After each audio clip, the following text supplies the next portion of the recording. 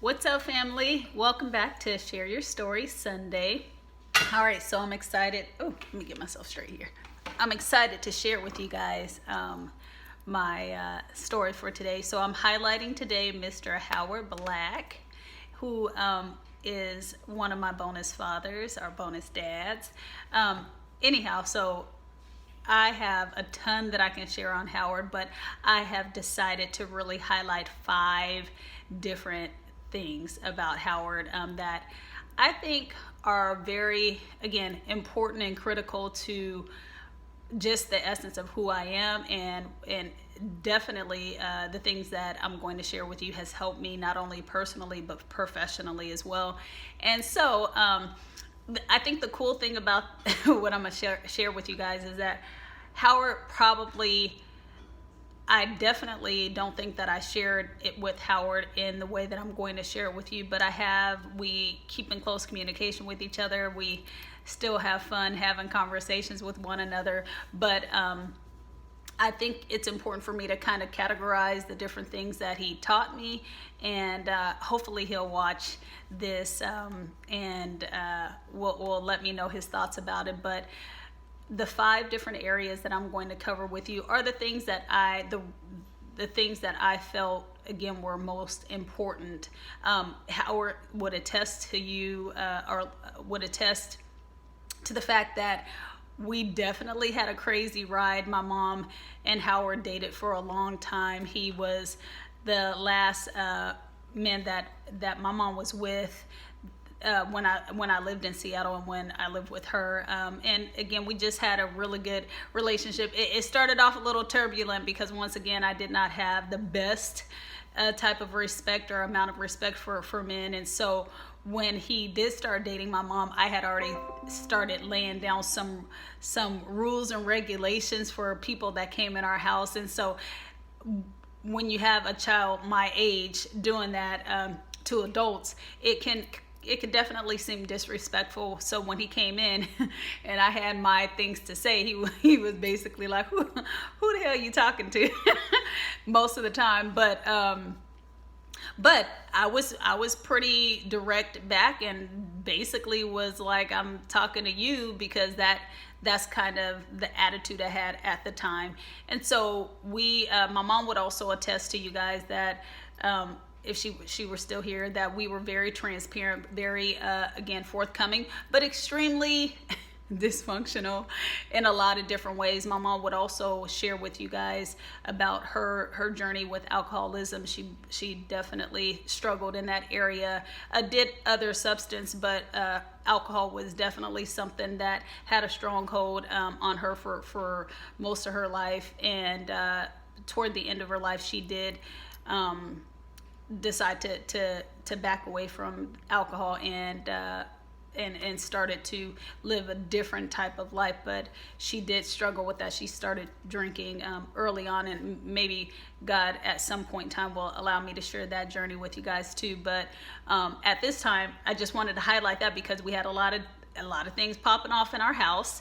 And so again, it was very dysfunctional and chaotic. But in the midst of that, Howard was able to still provide me with some key things. And so the first thing I'm going to highlight about him, so I have 5.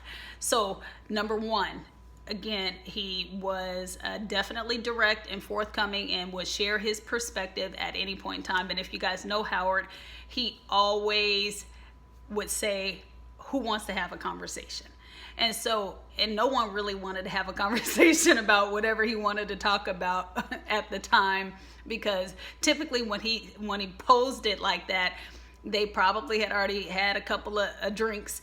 And so he would always say, my problem is no one wants to have a conversation about what the real issues are. And he would go on and on and on. And so I would say the first thing he taught me, he was my coach around how to have effective conversations. Now, people wouldn't necessarily think that his communication style at the time was effective, nor did I. But when I really started thinking about it, I thought about the fact that it was helpful for me because I would ask him, okay, I would say, what do you want to talk about? What do you want to have a conversation about, even at my age? And he would actually communicate with me and tell me what the issues were and tell me what his thoughts were.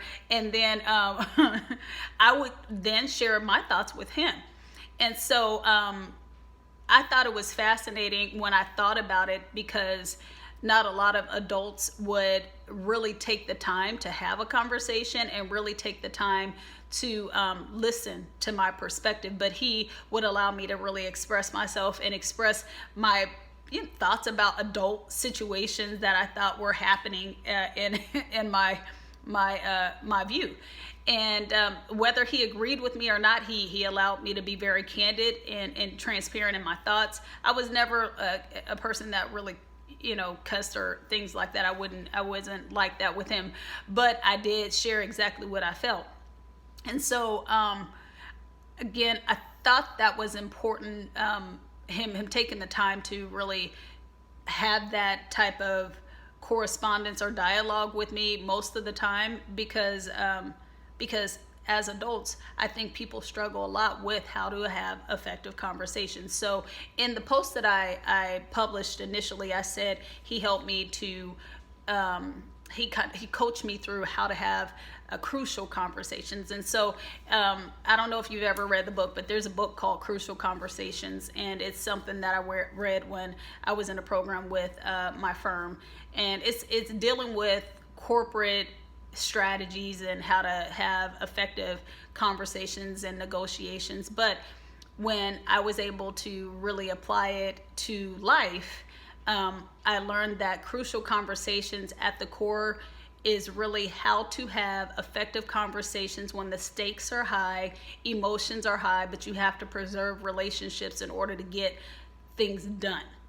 And so I am always grateful to the Lord, because he teaches me through things like corporate America literature and in situations, and he's able to help me think about them in like a practical perspective, and helps me to really start to apply it. And so when I thought about Howard, I thought about, wow, during the time that we went through a lot of different things, he was able to sit down with me and help me to have a crucial conversation. Most of the time when we were conversing, the stakes were high, right? Something was about to pop off. I'm not sure what it was. Emotions were definitely high. Again, things were about to pop off. But we needed to preserve relationships, because ultimately, regardless of what any argument or whatever it was that was happening, we were going to have to reconcile shortly thereafter. And so it was important for me to know how to do that. And the other piece that was huge is how to do that with different personalities, whether it's a direct personality, whether it's a person that's a little passive, or someone that is very quiet, or a person that assesses a lot, person that has analysis paralysis. He helped me to really experience and process all those different styles, and still figure out ways how to actually initiate conversations when a conversation needed to be had. Again, extremely important with personal relationships. When I'm in a personal relationship with someone, whether it's platonic or romantic or whatever the case may be, even with my children, I am one that really likes to have candid conversations, right? Because I don't think problems age well, and I think that adults especially, don't do well with really talking about what needs to be talked about, because they feel like the stakes are high and they feel like their emotions are high, and so sometimes they're passive and they don't want to have conversations, and so things pass by, conversations don't take place, and then you end up dealing with repeat issues. And what I learned is I'm not interested in doing that. If I could have a conversation then, why not just do it? And Howard really would force that issue, and he taught me that it's okay to force it, and it's okay to really back off when the person doesn't want to talk about it, but I still am within my right to actually initiate the conversation and and at least try.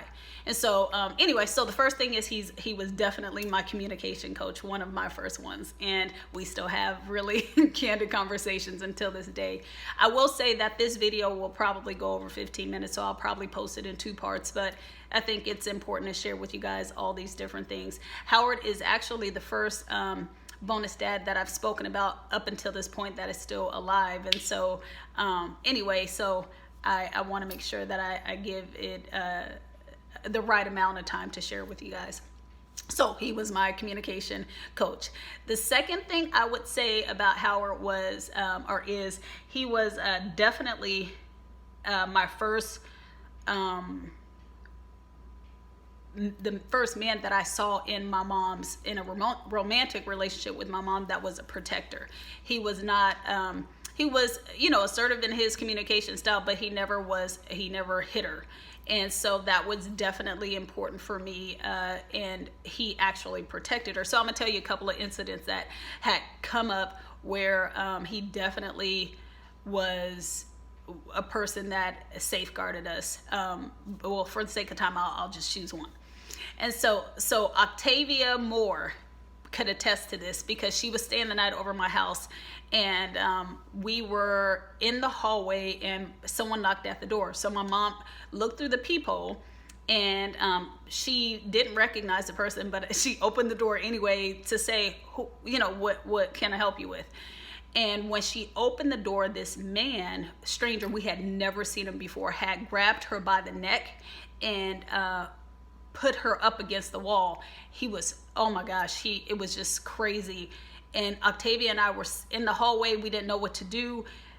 We were scared, and all I did was I cried out. I said, Howard. And it was apparent that this man didn't know what door he knocked on. So maybe he just assumed it was all women. So he came in, had my mom choked up against the door. Octavia and I were frozen, and I screamed out, and Howard came out, and he only had his shorts on because he was in the bed. And when the man, the stranger, saw Howard, he tried to run. Howard caught him by his arm or his shoulder or something like that, and started wearing this man out and said, you gonna learn today? For the most part. He was like, oh no. And the man was like, no, I'm sorry. And Howard was like, oh, you picked the wrong house, and held the man. And he said, as he held the man, because he was wearing this man out, and the man was trying to run down the stairs, because we lived on the 2nd story of this apartment complex. Anyhow, the man's trying to run down the stairs. Howard's in the middle of the stairs holding him, and he's saying, baby, go get my shoes. Oh, I'm about to go get my shoes. I gotta show him what's really happening. So I went and got Howard's shoes. While he's holding the man, he had this death grip on him. Howard put on both of his shoes and proceeded to wear this man out.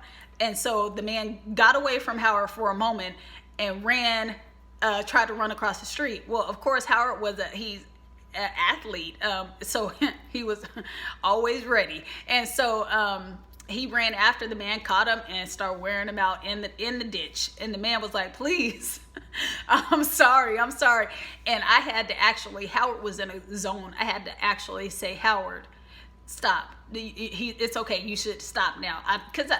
Because how he protected us, I wanted to protect him. I didn't want him to go to jail. I didn't want him to be in trouble. So, but I think Howard probably would have killed that man if it would have gone any further. But that man was left in the ditch. We clearly never saw him again. But what I knew was that Howard was definitely a man that was going to cover us and safeguard us no matter what. He didn't know what had happened. He just knew that I had cried out, and he was ready. So I always knew he was going to protect me and protect my mom, and I thought that was phenomenal considering the history I had with her other boyfriend that was not like that. So he was my communication coach, a protector. The third thing I'll share about him was that he so-called tried to be my fashion advisor. So there was a period of time when I was in middle school that I just liked to rock sneakers and jeans and overalls and t-shirts, and he got tired of it one day and decided that he would have a conversation